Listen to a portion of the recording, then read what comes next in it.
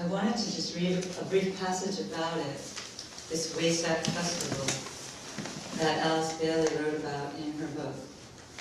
I had it marked.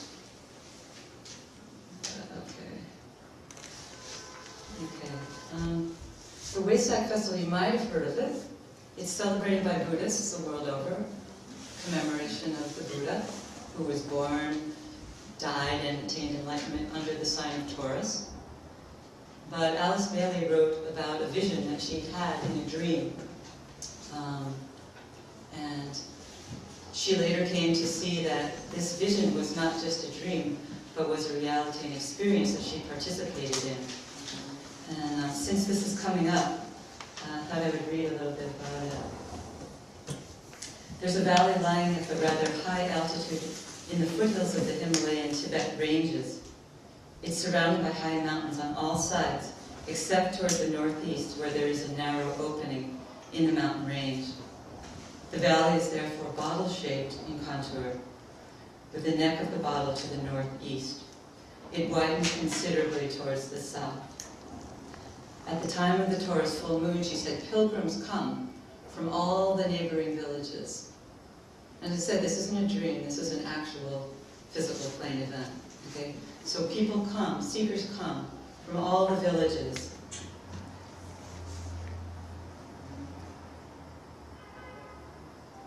This group also is participated by the great beings, the great inner teachers of the world. They gather at the northern end of the valley.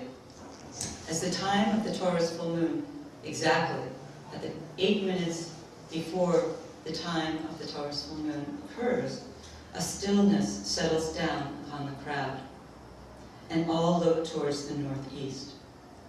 Certain ritualistic movements take place in which the grouped masters and their disciples of all ranks take up symbolic positions and form on the floor of the valley. They form such significant symbols as the five-pointed star, with the world teacher standing at the highest point of the triangle. They form a cross and other well-known symbols, all of which have deep and potent meaning. This is all done to the sound of certain chanted words and esoteric phrases called mantras. The expectancy in the waiting, onlooking crowd becomes very great, and the tension is real and increasing. Through the entire body of people, there seems to be felt a stimulation or potent vibration which has the effect of awakening the souls of those present, fusing and blending them as one. So this chanting, this rhythmic forming of symbols continues until, in the distance, a tiny speck can be seen in the sky. It comes nearer and nearer and grows in clarity and definiteness of outline until the form of the Buddha can be seen, seated in the cross-legged Buddha position, clad in his saffron-colored robe, bathed in light and color, with his hand extended in blessing. When he arrives at a point exactly over the great rock, hovering there in the air over the heads of the three great lords, a great mantra, used only once a year at this festival, is intoned by the world teacher, and the entire group of people in the valley fall on their faces. This invocation sets up a great vibration or thought current, and is of such potency that it reaches up from the group of aspirants, disciples, or initiates who employ it to God Himself. It marks a supreme moment of intensive spiritual effort throughout the entire year.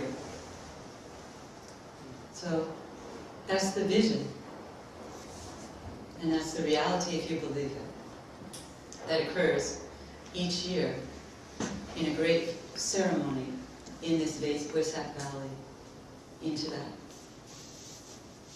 And then we're told, again, at the Gemini full moon, another sacred ceremony is held in that valley, where the energies then are distributed to the entire world. So that's why we're asked to link up with these events, because it's a great opportunity for that healing to take place. And we can participate most fully to the extent that we cultivate a period of discipline discipline is needed to participate in these events. Some people fast, some people prepare by meditating more frequently as we prepare to enter into this time period.